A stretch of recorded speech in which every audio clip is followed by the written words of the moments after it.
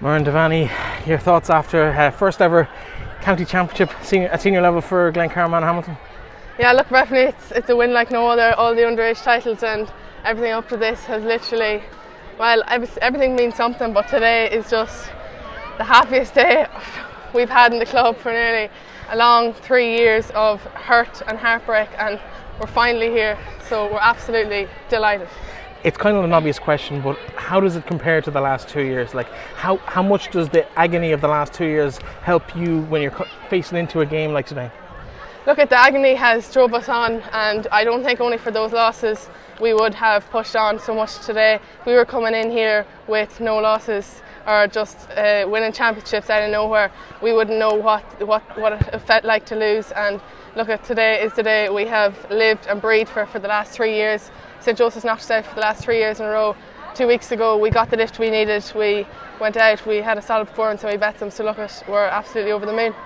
In terms of, I don't want to reflect on losses today, but it's kind of important to formulate how high you are at the moment. You got beaten by Ballinamore in the group stage. How much of an impact did that have in the preparation for today's game?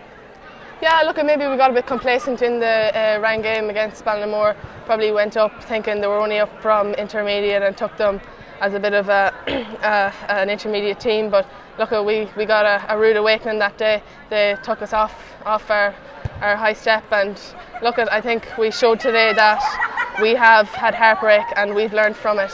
So I just actually cannot describe how much this means to our club. The fans and everything have got behind us so much in the last week and the last 3 years.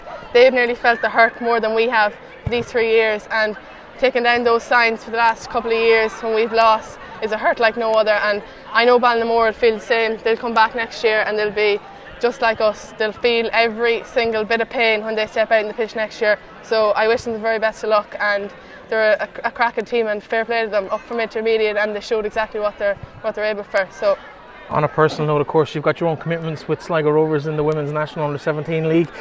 You've also now got a Connacht Club Championship to deal with. That going to cause problems for you? Have you worked out how to be in two places at once yet? Look, we'll not worry about that for another while. We've got a week to celebrate and we're out again, and by God will we celebrate. Lockdown or no lockdown, we'll find somewhere